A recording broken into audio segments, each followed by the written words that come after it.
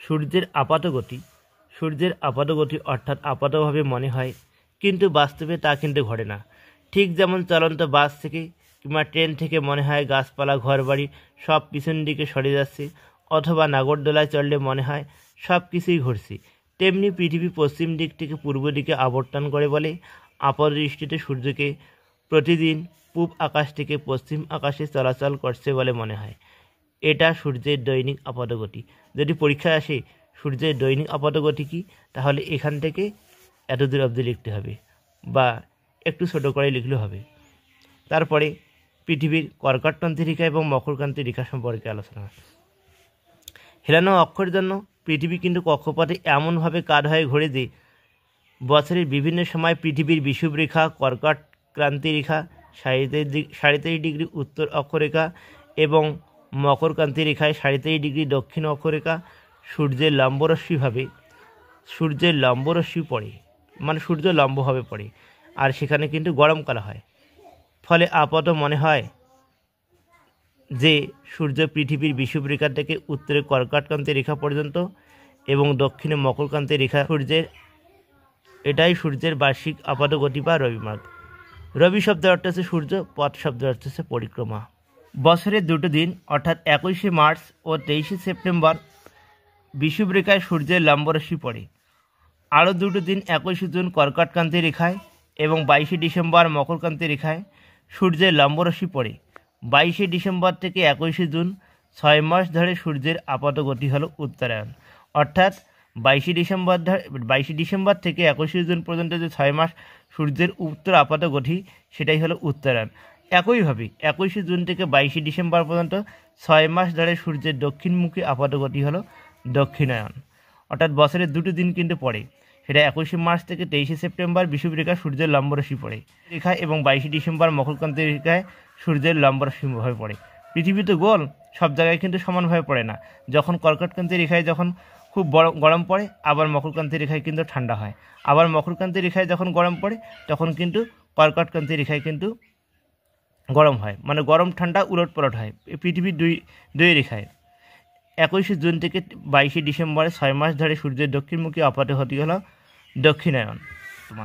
আগে ছিল 6টি ঋতু, এখন 4টি ঋতু। এখানে ছবিতে দেখা যাচ্ছে স্পষ্টভাবে, এখানে গ্রীষ্মের প্রচণ্ড দাবদাহের ফলে কিন্তু গাছের পাতা ঝরে যাচ্ছে। আবার শরৎকালে কিছু গাছের পাতা দেখা যায়, শীতকালে কিন্তু পাতা নেই এবং বসন্তকালে পাতা কিন্তু আবার নতুনভাবে গজিয়ে ওঠে। আমাদের পৃথিবীতে আবারও একটি নতুন ঘটনা ঘটে, সেটা হলো কি উত্তর গোলার্ধে বসন্তকাল। আর এই বসন্তকালে কীভাবে হয় সেটা এবার বিস্তারিতভাবে জানাচ্ছি। উত্তর গোলার্ধে বসন্তকাল কীভাবে পড়ে। পৃথিবী তার কক্ষপথে ঘুরতে ঘুরতে 21শে মার্চ তারিখে এমন একটা জায়গায় চলে এসে যে বিষুব রেখায় লম্বভাবে সূর্যরশ্মি পড়ে, মানে বিষুব রেখায় সূর্য লম্বরশ্মি হয়ে পড়ে। অর্থাৎ 12 ঘন্টা দিন 12 ঘন্টা রাত হয়। সব জায়গায় স্থানীয় সময় অনুযায়ী সকাল 6টায় সূর্য ওঠে এবং সকাল 6টা অস্ত যায়। এই ঘটনাকে বলা হয় বিষুব। বিষুব কথা অর্থ কিন্তু দিন রাত্রি। তা বছরের 365 দিন সারা বছর তার দিন সমান থাকে না। ঠান্ডা থেকে যখন গরমের দিকে যায়, যখন একবার প্রচণ্ড গরমের একটা শুরুর দিকে মাঝখানে হঠাৎ কিন্তু একটা দিন আসে, এমন দিন সেখানে 12 ঘন্টা রাত এবং 12 ঘন্টা দিন হয়, ওই ঘটনাটাই কিন্তু বিষুব। বিষুব কথা অর্থ হচ্ছে সমান দিন রাত্রি। তারপরে আবার একটু যখন সময় বেড়ে যায়, তখন আবার কি দিনটা একটু বড়ই থাকে, কিন্তু এমন একটা সময় আসে যে সেই সময় দিন এবং রাত সমান হয়, ওই ঘটনাটাই হচ্ছে বিষুব। বিষুব কথার আর অন্য কোনো অর্থ নেই। বিষুব কথা অর্থ হচ্ছে সমান দিন রাত্রি। বছরে এমন একটি দিন আসবে, সেই দিনে সমান দিন রাত্রি হবে।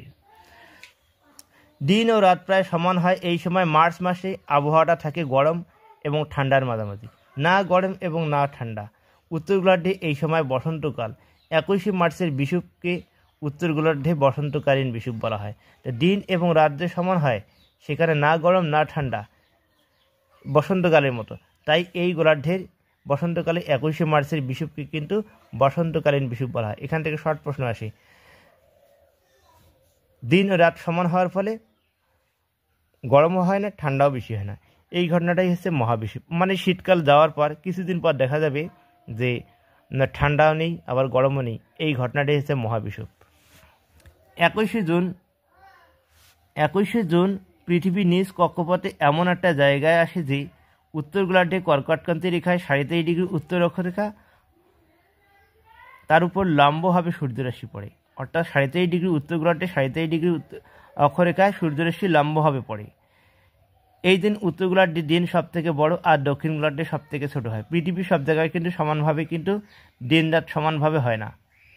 আমাদের এখানে যে দিন রাতে যে আমাদের ভারতবর্ষে উপমহাদেশে যে দিন রাত হয় তা কিন্তু সমানভাবে পড়ে না। দিল্লি, কেরালা এই সমস্ত জায়গায় যে সময় সূর্য অস্ত যায়, আমাদের পশ্চিমবঙ্গে কিন্তু সেভাবে অস্ত যায় না। আমাদের পশ্চিমবঙ্গ কিন্তু আগেই অস্ত যায়।